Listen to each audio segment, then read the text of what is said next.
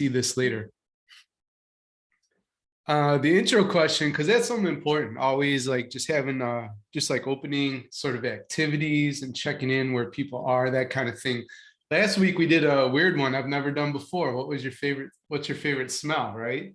And I've never asked that, and it was really cool. It led to an interesting discussion.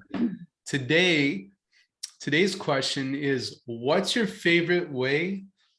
Oh, before you ask, I already know. This time I'm on it. Normally I'm not. Yes. Yes. You can teach me new tricks, but I do appreciate the gentle nudges, Erin. So welcome, Erin, and it looks like Heather's joining us too. All right. What is your favorite way to waste time? So if you could waste time, what's your favorite way? I'll go first. Believe it or not, I still love video games a lot. I do. And I heard my wife talking to one of her nieces who's like in her first year of uni. You know, that's what they call college over in the United Kingdom. And she's like, you know, Danny he was a part of that generation that grew up with Sega and Nintendo. He's like, yeah, he's a man, but he still plays video games. I love wasting time playing video games if I can. So that's me. How do you like to waste time?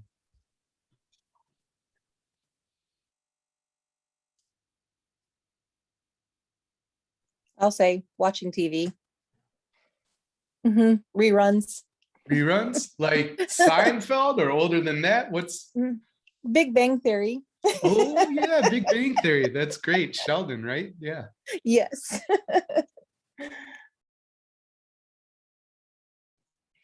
I will say it used to be social media or watching TV. So this year I did a book challenge and decided to read 100 books. So I met my goal, and now I moved it to 150, and I am at 130 right now. It's a much better waste of time, but books now are we? I love that, Aaron. And there's a guy that impacts my life and leadership a lot. His name's Dan Sullivan. And I forget how long, it's been years now since he's watched TV. Not that, you know, that just worked for him. But what he found was he went on a summer vacation, right?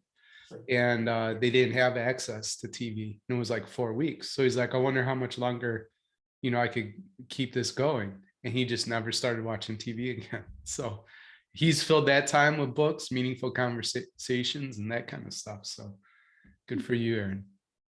I still watch TV and play video games.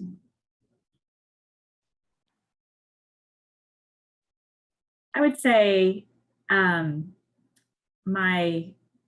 TV time waster that is probably my biggest problem would be the Real Housewives of Orange County or the Real Housewives of Beverly Hills. I can't look away, and I can binge watch them, and yeah, it's ridiculous. The guilty pleasure. What's it about those shows? I haven't watched the Real Housewives at all. So what's it about those two specifically? It's just a lot of really wealthy women that argue, and you know, I just kind of tend to watch it and think, I'm so glad I'm not in that world. But then I'm fascinated with like the amount of money that they have, that they just like, you know, drop. Because I have no concept of that world either. You know, like they, you know, $1,000 for, you know, a sock is like nothing. So. Speaking of socks, I invested for the first time in these Bombas. Have you heard of those? And I put them on my feet. It is a totally different experience. Like I love it. So they're good socks for sure. Not sponsoring tonight's book club. They should. They have a new princess collection. They have socks and all the princesses. Brilliant. We know what to get you for your birthday. Mine might be a weird take on wasting time, but I only use it because I can hide from what I need to do. So I guess that's wasting time. I like to garden. I'm a pretty avid, like edible garden, not like landscaped garden. But I can totally just hide out there from like all responsibilities and pretend like I'm being productive. So I'm doing better at not doing that this year. And now my winter garden's not planted. So I'm not sure. Not sure. Mitch has an Instagram too that tells the story of his garden a bit. So feel free to put your username in the chat if you want. But Very it's really nascent. exciting. If you're into gardening, yeah, I don't post, but it's called Growing Food. That's it. You can check it out. I think there's like 4 pictures or something. I thought there were more. I just remember. There'll be more. There'll be more. I'm Okay. just so lazy that way. Welcome, Teresa and Maria Irene. We're just discussing what's your favorite way to waste time. So video games, gardening, couple votes for TV, 1 for reading books. I think my favorite waste is I get like when I'm driving to work, I notice houses for sale. So I get curious and I kind of get into a suck on like Zillow or MyBoard. And I'm like, ooh, not that I'm looking for a house. I'm really not, especially not in this market. But I will probably waste 20 to 30 minutes easily just looking at houses that I don't need. That's good. I caught my wife still scrolling through Zillow. I'm like, we just bought our house, right? We're first time homeowners in July. And she's still looking. I'm like, what are you doing? So I think she can relate to that, Kim. My big time waster, I think, is probably Wordscapes. It's an app on your phone. You can just kind of create words. And so when I need a couple of minutes to just let my brain rest, it's like Wordscapes. That's what I turn to. So you just like, it's just like word games is what you're saying, Teresa? Yeah, it's a little circle of letters and you have to form all these words that are like a crossword puzzle kind of thing, but there's no definitions. You're just trying to figure out which words go where. Gotcha. You compete against other people, and so I suppose there's a little competitiveness in there too. But I don't know. It's just it's something that my mother enjoyed a couple of years ago. So looking over her shoulder, and now I'm like, yeah, it's a good time waster. I try not to spend too much time on it, but if I've got a couple of minutes, I'm sitting in the car or something, it's like that's what I pull out. There you go. That's actually the story of how I got my username on all my social media profiles, because it's Alien Earbud, right? And that doesn't work if you're looking for me as Daniel Bauer, or from a branding perspective with Better Leaders, Better Schools is kind of stupid. But actually, if you take Daniel Bauer, you mix up the letters, kind of like the word game you play, you can form all sorts of different images and phrases. And that's how I got Alien Earbud. So I thought it was funny thinking of like an alien who lands on Earth. You know, they put in some new AirPods and they're listening to the music. Maybe they're listening to my podcast.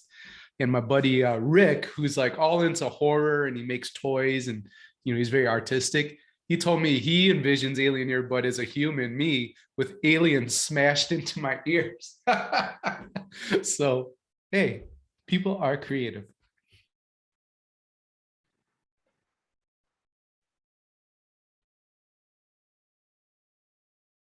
Amy, you have a favorite time waster? I call it time travel.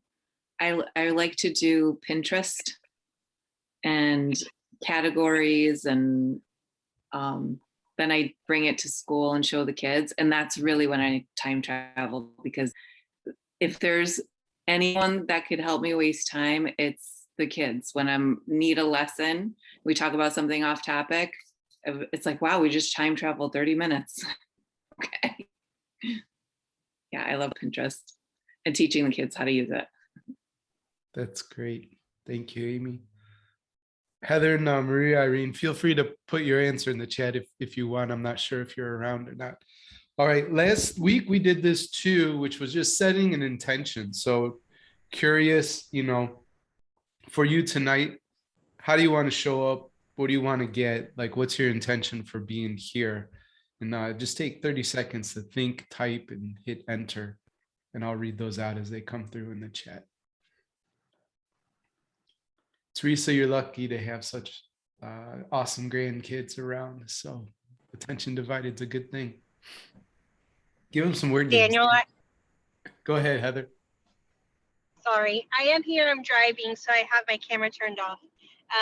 but my waste time is riding my reverse trike. So I like to spend time outside riding my bike. Yeah, that sounds good. You said reverse tri. Is that so? Does that mean it has like two wheels in the front and one in the back, or am I totally Yeah. making? Yes, exactly. It's a Can-Am motorcycle with two wheels in the front and one in the back. Oh yeah, so that's like a real bike, like not bicycle bike, but it has some power behind it, some Yes. CCs. Can the police catch you when you're going super fast? This is a safe space. They probably could. They probably could. Cool. I've seen those before. My aunt wanted one for a very long time. So I'm familiar with what you're talking about. That's really neat. Cool. Out there be fun.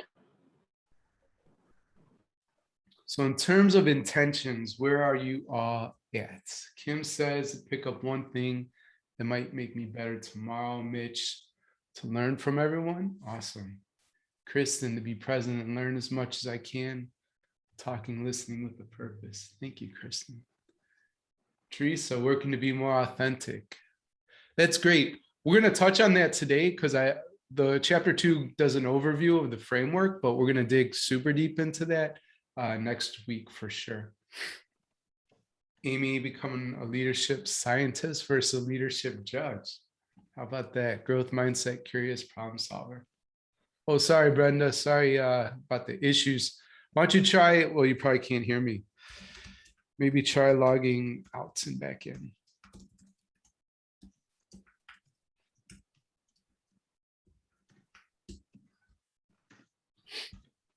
All right. So chapter 2, as I mentioned, introduced the solution, what I think is a solution to a lot of the challenges we face as school leaders, and leveraging the mastermind as a model for effective and powerful professional development. So you probably heard on the podcast, right? Like my editor said the organization sucked of the book. So I'm like, oh no, like what am I gonna do? You know, usually in the past when I self-published, the editor, I paid her to put all the ideas in order to make it sense, right?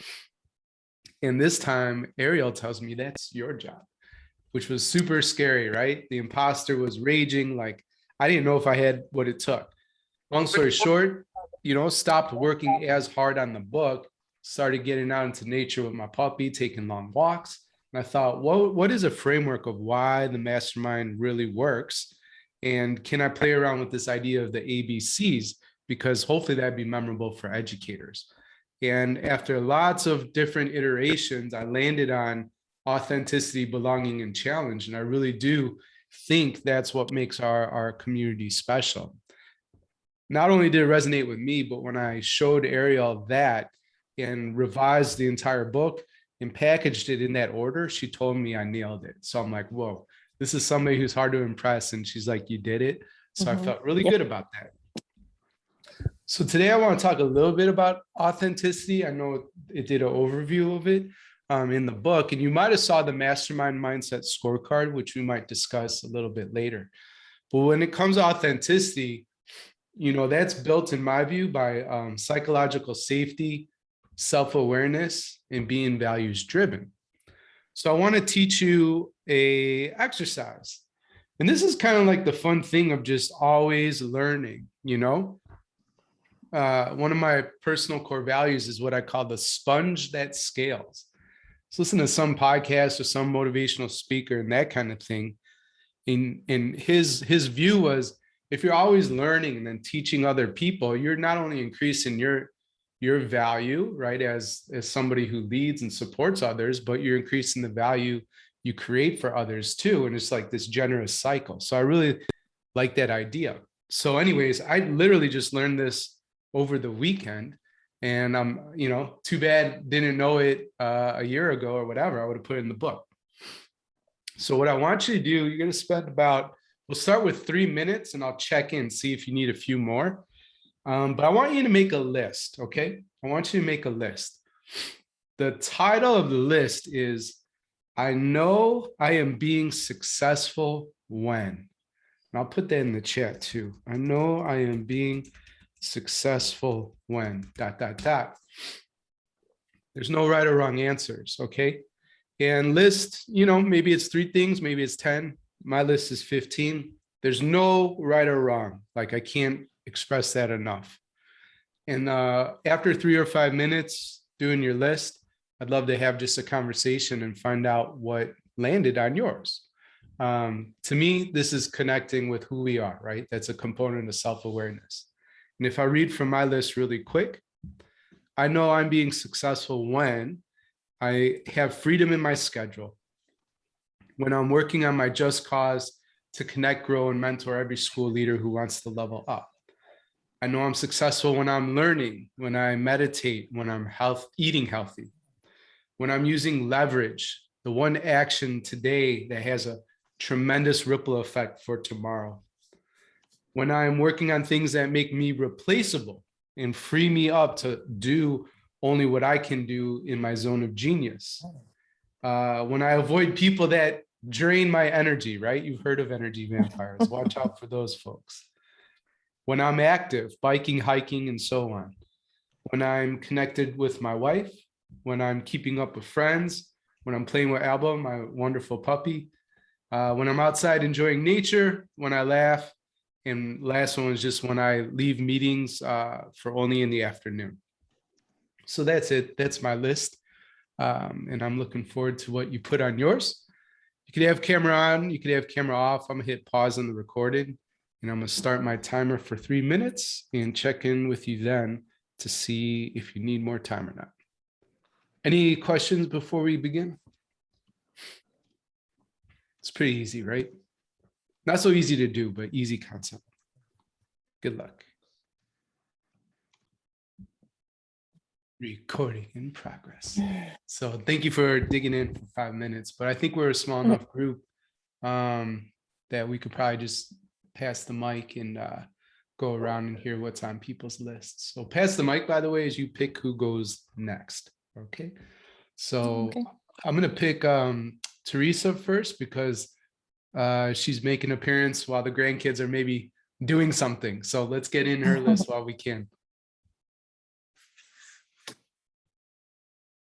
Okay, they appear on my list too, so you'll appreciate that. I know I'm being successful. I have 10 that I came up with. When the leaders I work with are confident in their own decisions. When the leaders I work with ask my advice, but have already worked through a difficult situation. 3, I am in the zone and getting big ideas into print and action steps. I have time to take a walk before it gets dark after work. I have planned for quality time with family and friends.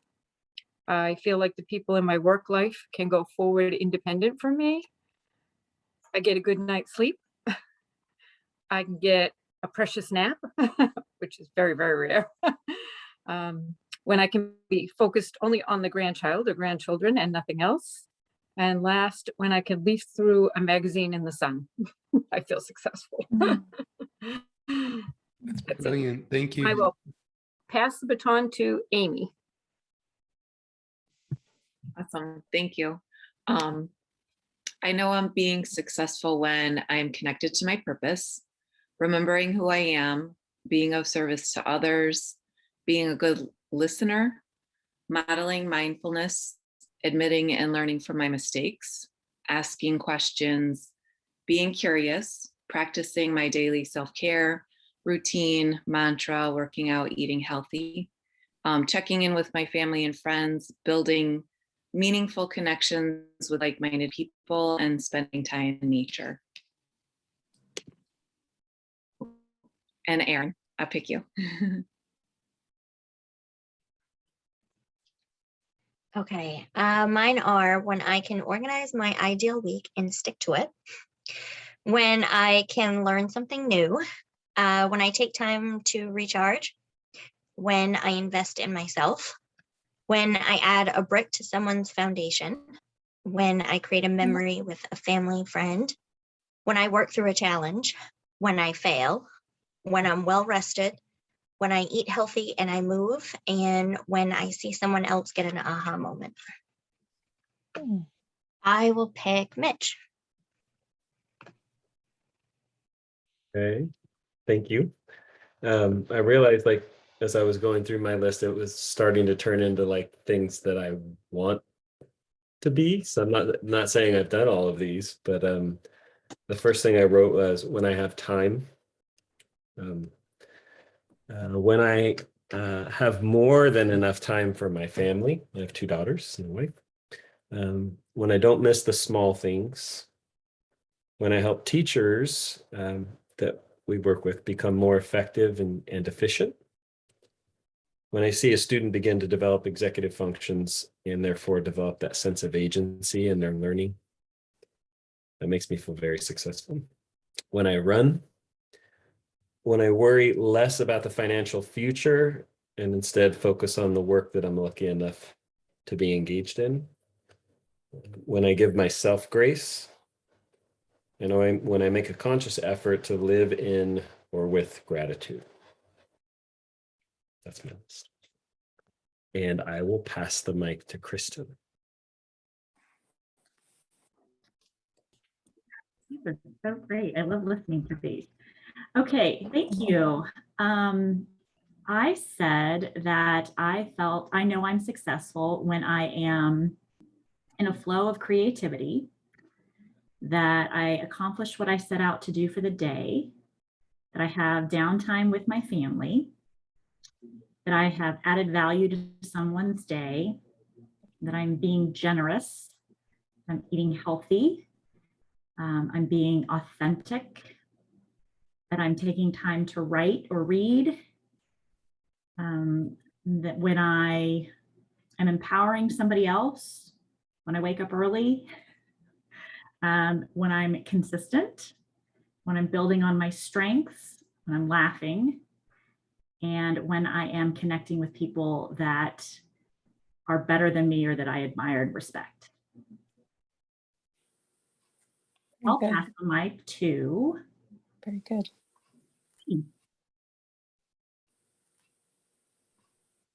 Okay. I got through 5. I had to go and touch base with a toddler. I know I'm being successful when I feel confident but challenged. Others show they care about meeting my expectations. I create space and time to set intentions for the day. When my daughters learn something new from me. And then when I allow time for relationships without an agenda, just connect. And then I think Mary Irene, you typed yours. You want to share yours?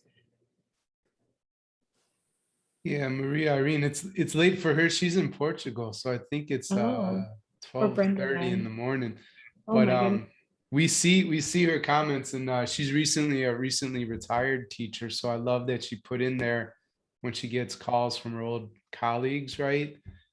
Just missing the guidance, and she sends me resources all the time too, regularly. So I could see how that helps her out. And she has a beautiful, I don't know that you'd call it a summer home, but kind of like a getaway home out there. So I'm really lucky. She sends me pictures and stuff, so I get to see the beautiful Portuguese countryside all the time. So Brenda, I think it's you, right? Yeah, I think it is. Thanks, Kim.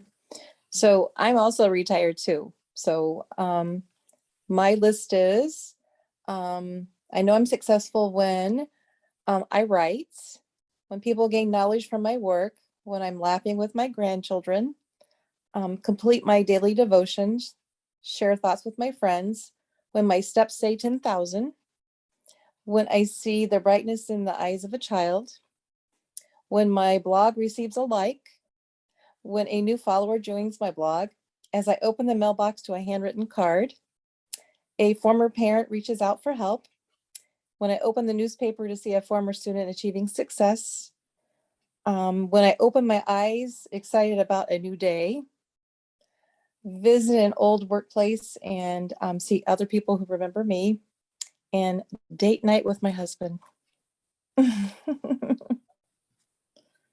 So I guess I'm going to pass it back to you, Danny. Cool. Thank you, Brenda. Those were so good. Did everybody go on? We didn't miss anyone, did we? Just want to double check. Okay. Brilliant. Yeah, those lists were great. So this activity is one of those that, don't write it and then file it away. Consider like, how can you have a look, right, on a regular basis? One thing I want to do, like mine has 15, so I sort of modeled a lot on the list. But if I could really like the essence of an awesome, successful day, get it down to even fewer, I think it would be even more powerful. So I haven't done the hard work to do that yet, but it's definitely a list that I'm going to review quite a bit. So thanks for digging in. All right. Well, in terms of chapter 2, if I look at the back, there's reflection questions on there. And one of the things I think I'd love to hear from you all, because it combines two ideas. You can see the Mindset Scorecard if you have your book. This is a newer tool in the Mastermind, but it's on page 60 and 61. And there's 12 categories on there, and people can score themselves where they're at. There's no perfect score to get in the Mastermind. It's really just like, where do you think you are and where would you like to go, which is actually kind of the trick. I want to see that people have nice targets, right, for growth and that kind of thing.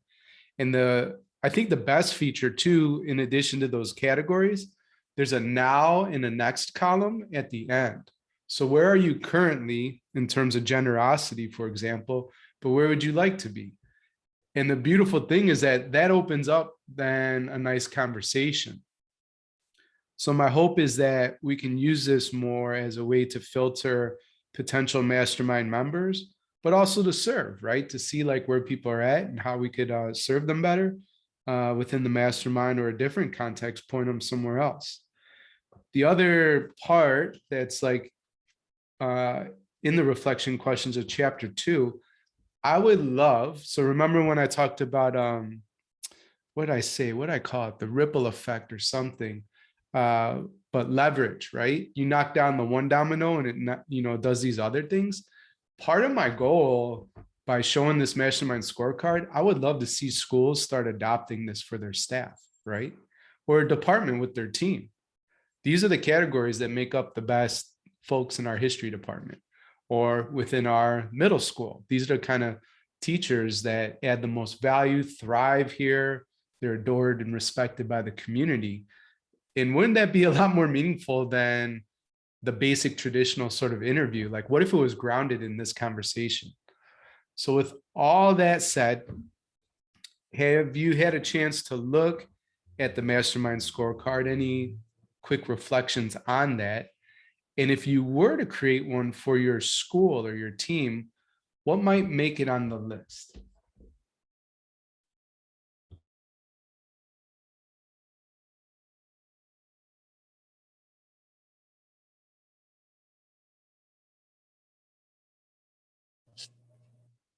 I did have a chance to look at it. I love it. I think open-minded would make it to my list.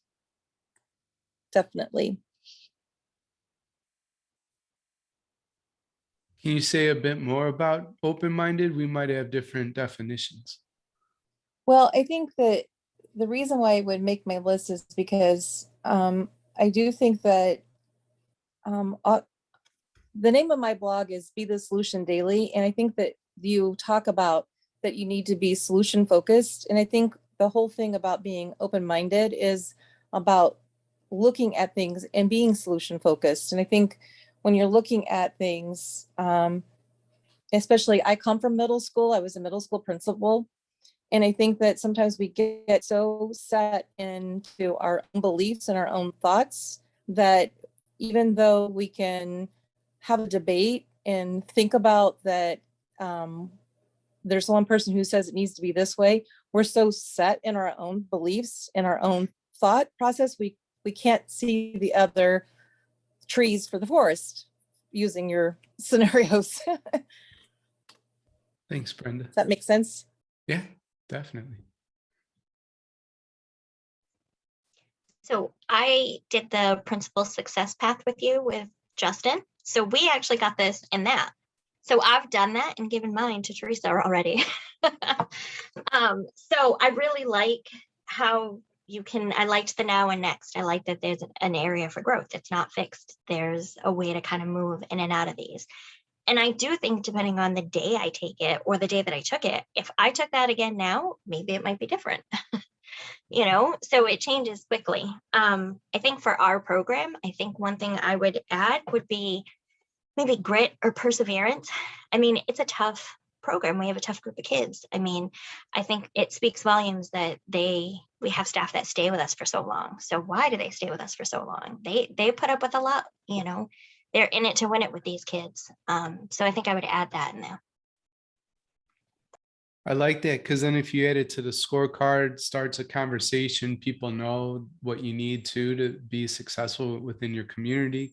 But it's also a story. Like I put out a case study today of what, Dr. Chris Jones, and it's just cool just telling people stories, right? Like where have they been, where they hope to go, and that kind of deal. But that is something special. Like Chris has been in the group since 2017, right? So there's a reason he sticks around too. So I think you're onto something, Erin, and the more you can amplify that. By the way, it's Alba's birthday today. She's 1 year old on November 1st. Yeah, we're talking about you. So she's pretty awesome. Thank you, Erin.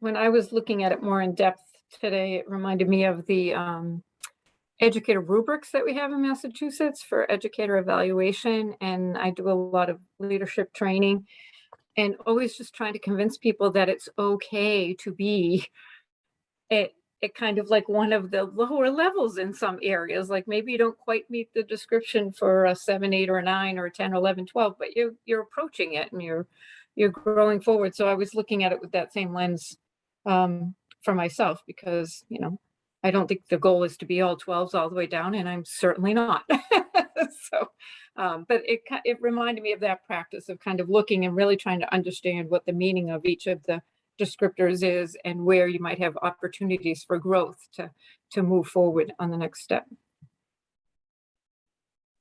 That's good. Thank you, Teresa. I think in the principal success pad, correct me if I'm wrong, Erin, but I think I uploaded mine too, right? So that to Teresa's point, I think it's really important as a leader to say, like, here's where I would score on this rubric as well. And it's not all 12s all the way down. So that's great, in just terms, again, of authenticity, vulnerability, and showing up in that kind of way. I think I would add, it's kind of a little bit collaborative, kind of a little bit ownership. It's something about like the teamwork, knowing how to be on a team, knowing you play a role, knowing what your strengths are, and helping other people find their strengths, like that collective efficacy idea here. Like I'm going to own my role here. I'm going to make sure that I'm making you the best at your role too. Just that teamwork element on there. And I like, one thing I'm gonna point out, I hear a lot of people saying, and I would add, so when you say that, think about also what you would take away, right? Don't we get upset when central office or the state, right, and the government sends us something that we need to do, but doesn't remove anything we're currently doing. So then that leads to, burnout and just overwhelm and all that kind of stuff. So just because this is in a book, it's been printed, doesn't make it perfect, and so revise it yourself, make it shorter, that kind of thing. You'll leave off stuff that is really good, right? But you want to pick what's best for your context and your community. And speaking of not being perfect, like, a book goes through so many passes through the editors, including me and everybody else on the team. And I open up this dang thing and I see a mistake where at the bottom of the scorecard, it shouldn't say compassion, it should say total, right? So I was like, oh man, how is that possible, right? Like, Danny, I saw that. Yeah. And I thought it was a thing to get you to think about, be compassionate for whatever your score is, give yourself some compassion. That's other what I'm people start compassion. people at That keynotes. was like a new way of The whole point here is growth, Yeah. just Honestly, not I nerd. thought that, I kept looking at that going, why does it say that there? But I think it's kind of a great mistake. Yeah. So that's the first one I caught. I'm sure there's more. There always are. So there's a few other reflection questions that we could dive into, but I'm always really curious about when you've looked at this book, what are you resonating with from chapter 2? Or was there anything you underlined or a question you wrote down that you'd love to hear from this powerful group? I want to know about the anti-racist. I want to know how you approach that. Well, so what do you mean, like how I would approach it? So, because I know, like in my past, I had a situation where I had a staff that I felt was racist, and how I went about having that conversation. I just want to know how you would use this. Let's say you have a team of a group of teachers, and you think that there's some racism going on. How do you approach that with a group of teachers? Yeah, that's a great question, Brenda. And that's when I went back and forth. If I'm totally transparent, that's when I went back and forth. I was wondering if I'd potentially piss off a percentage of readers, right? And like close the book, Sure. throw it out, like, because you see in the news too, right? Yeah. Board meetings and all this kind of stuff are getting very politicized. But at the end of the day, like few things. I have to honor who I am as a leader and the experiences I've had. Me too. And I'll never forget, I told my mom, she may have said this at the book launch party. I don't remember if she did or didn't, but I told her right out of college, I wasn't coming back to where I grew up, which was Palatine. It's a 30-minute suburb northwest of Chicago. And I had a really great experience, growing up there. School's very strong. They win all the awards and that kind of thing. But I told her, Mom, I'll never come back to teach there. And not that that's wrong for all educators or whatever, but it wasn't right for me. And my eyes were opened up to the ideas of privilege, right? And this kind of stuff. And I remember too, right around that time, end of high school into undergrad, there was this special that Oprah did, and Oprah made her name right in Chicago, where I'm from. And I'm from Illinois too. Oh, are you? Okay, cool. Yes. And you may remember this special, but it juxtaposed a city kid's school experience with a kid in the suburbs. It was New Trier, actually, which I was familiar with. I was a swimmer growing up, right? That's where they held the state competition, because they had Olympic sized pool. I mean, really great facility. And I'll just never forget, the two responses were essentially the same. I can't believe your school's like this, right? For better or for worse. The kid from New Trier going into the city of Chicago and being like, wait, you don't even have a library? Like, there's still schools in Chicago that don't have a library at all for their kids. A school. This is shocking. And then when the kid in the city went to New Trier, just to see all the abundance of resources and that kind of thing. So I made a commitment back then that I always would serve in underprivileged, settings and that kind of deal. And I think that experience just opened and softened my heart to the narrative and the lived experience of my students that I didn't go through as a white male, right? That's what privilege is. But I could hear the pain and just the difficult things they went through. And I'm just like, you know what? I'm going to stand up against that. So that's why I still made it in the book, and Aaron will tell you too, right? Like, we've read How to Be Anti-Racist. We've read The Person You Mean to Be. We read Caste. Those books aren't all perfect, but at least they get a discussion going. And that's what I want people to be open, like back to your point, Brenda, open-minded. So if I had a staff that I thought was racist, one, I'd have to question, why was I there? And is that a place I want to remain? Two, if it was, something I would say, and this is not my idea, I learned it from the author of The Person You Mean to Be. In her view, right, out of 100% of people, 20% are completely against ideas that are going to advance equity, inclusion, diversity, that kind of thing. They're just all, they, fight against that. There's 20% who are all in, right? Like are championing those type of things. And then the actual majority of people are 60% are pretty much undecided. They're trying to figure out what's right, what's wrong. And those are the people that you can influence. So I would at least use that lens with the staff that maybe, I don't know, maybe some racist stuff happened within the student body, or I don't know, maybe teachers did something that was kind of crazy too.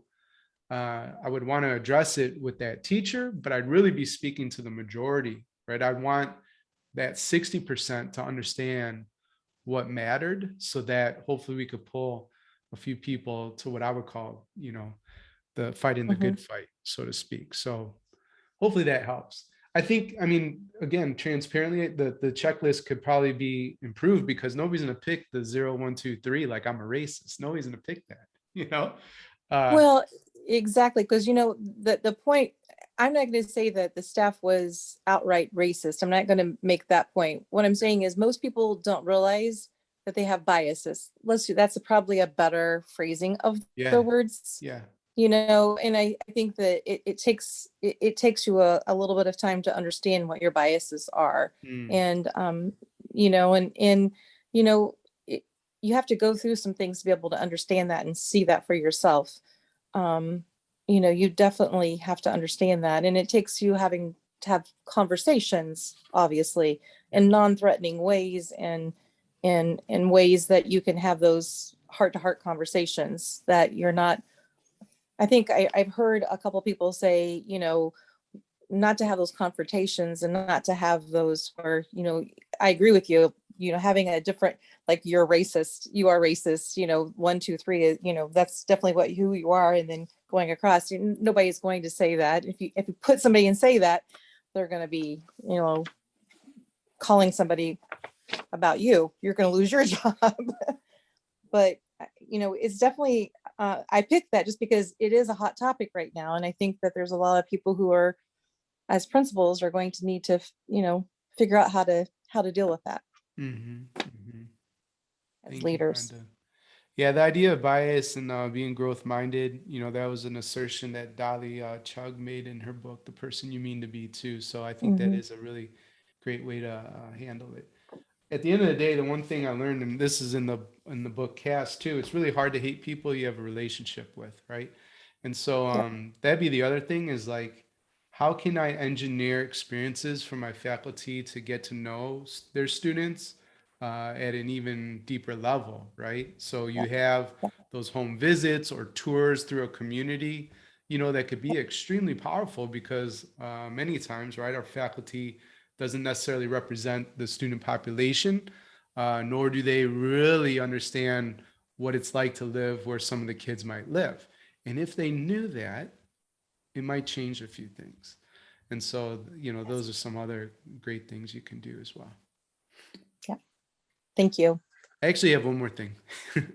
There's this video, it's a YouTube video. I'll have to find the link and drop it in the chat. But this guy, he's an actor, white dude, bald. And I've shown it to the Mastermind, but I don't know what cohorts. Anyways, the people put it on this project hire, let's say 5 different photographers, and the people put on the project tell the photographers a different story about the man. One where he's like this Olympian, because he's kind of, he's strong. One where he's a felon. One where he's like a guru, like a spiritual type guy. One where he's a CEO, so on and so forth. And what's fascinating is the way these photographers capture the same man wearing the same exact outfit, but the pictures illustrate the story they were told, right? And so you can imagine the CEO pictures versus the felon pictures. Same guy, same face, same clothing, but portrayed in a completely different light. And the only thing different was the human taking the picture and the story he or she was told, which I think teaches a larger, bigger lesson, right, for our community. What's the story we tell ourselves about our students? And if it's, overwhelmingly negative, and getting back to the bias thing, right, Brenda? Yes. that has yeah. an impact on how we show up as educators. So that would be a really powerful discussion to have as well. Yeah. Yeah. I do want to say that Chris's case study at the end, that hit home. That one was definitely all the feels on that one, just because Chris is in my mastermind. So that last line, that got me. That was a good one. What was the line? Do you remember? I'm just curious what people resonate with. They are, after all, my leadership family. Ah, That was a good one. yeah. And just, knowing Chris, tickle trunk guy, like, it's just awesome. Yeah, that's good. Thank you, Erin. It's kind of, you'll probably think it's bizarre, but it took me 6 years to realize how special I never took for granted our community, but I did take for granted the impact we were having on education at large. And I just didn't realize, like, people know where to go for SEL, PLCs, all that kind of stuff, but where do leaders go? Just for support for themselves, right? So the fact that Chris called it his family and means it, right, and experiences us like that is a big thing. So thanks for highlighting that,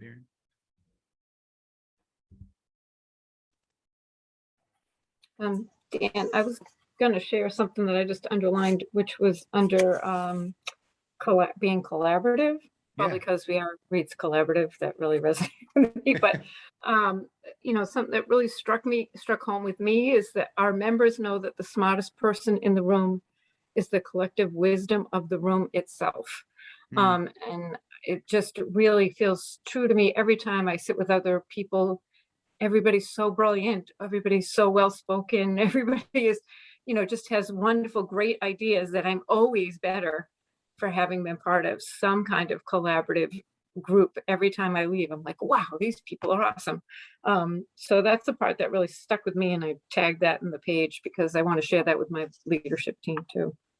Yeah. When they complain about the next meeting that we have to have. Absolutely. That's good. To tell you the truth, that's hard for me sometimes too, because I really like to move fast and I'm a very independent person too. So sometimes the collaboration piece can be a challenge, but on the other hand, I know how powerful it is. So it's a tension that I feel every day.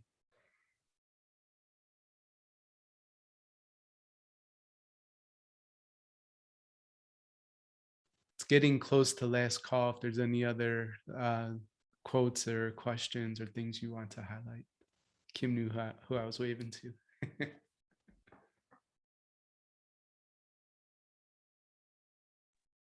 Annie, I think for me, so I'm not a school leader, and I might be the only one on the call that's not a active school leader or retired school leader. Okay, Amy.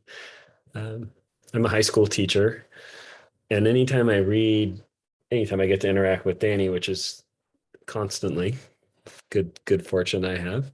I think of the model a school. I wish every school leader was in one of his masterminds and had this book, because I look at that chart, I see it, and I think, how cool would it be for students to know that their people, their leadership, their teachers, their school leaders are all also, it's kind of hard to say, constantly learning, and that it's this journey. And so if your compassion score is whatever it is, even if it's not overtly talked about, which I think that would be really cool for the staff to model their own journey. But I think students can see learning as very binary, very black and white. I got it or I don't. If I do, I've probably been told I'm smart my whole life. And if I can't spell and math's not my thing, I've been told I'm not. And all these narratives in our head, not even bringing up, Brenda, your point around biases and racism, but just that model of like, it's okay if you're here. What's important is that you can figure out where you are on the journey and where you're headed. So that's what like really stuck out to me, Danny, when I was reading this. So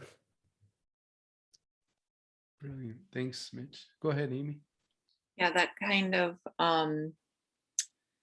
makes me think about the idea of like safety. Like I'd love to see, I kept reading and interpreting safety in a lot of the statements. But for me, I would want it to be obvious, and safety has more than one definition, the actual safe and secure school, and then feeling safe discussing topics like biases, and really being honest about, like, I recognize this in myself, and I want to admit it and learn from it, and being able to, like you were saying, Mitch, do that with the kids. Like, that's why I say all the time, I notice I'm a time traveler, because at the end of my class, before it's over, I'm like erasing the board, setting up for the next thing. And, I put the different letter day up, and I'm like, I live in the future. I'm like a time traveler. I always have to be like, I learned that about myself. So my kids see that, and I feel safe about that. And, how can we do that with other bigger things? Just starting with the little things and building it up to bigger things. It's scary to admit, because like, for me personally, I like everyone to like me. And, if I said something honestly, and then people started to not like me, it would just be like, I'm not safe, and I wouldn't speak anymore. So I feel like safety is kind of ringing my bell right now. And I'm a middle school teacher. Science, that's why I like the all the scientist stuff. Cool. Thank you, Amy. And we're gonna dig deeper into authenticity and psychological safety. That's in the next chapter. All right. So would you please put your number one insight in the chat before we sign off? And just a quick logistical note before I read these insights. Next week, we'll have off. We meet again on November 15th, and we'll be reading pages 73 through 103. That's because I'll be flying to Utah to give a keynote. So I will probably be in the air or just landing or something. So I'm sorry, but I won't be available for the call next week. So we'll see each other in 2 weeks. So what is that number one insight from tonight?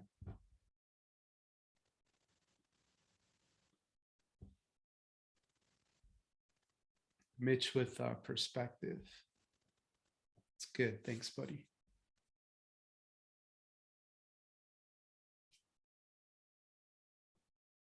Amy, connecting success with purpose. Maria Irene, just connecting how the book resonates with teachers as well as leaders. And we're seeing that, right, with Amy and Mitch too. So thank you for highlighting that, Maria. Kim, a version of the Mindset Scorecard to provide the opportunity for grade level teams to reflect where they're ready to grow. That's good. Let me know how that goes too. Yeah, Aaron, we're all works in progress. That's certainly okay. Teresa connected with that part about the story we tell ourselves about students. In all contexts, right? But especially in yours too. And Brenda said, learn about authentic at all times. Awesome.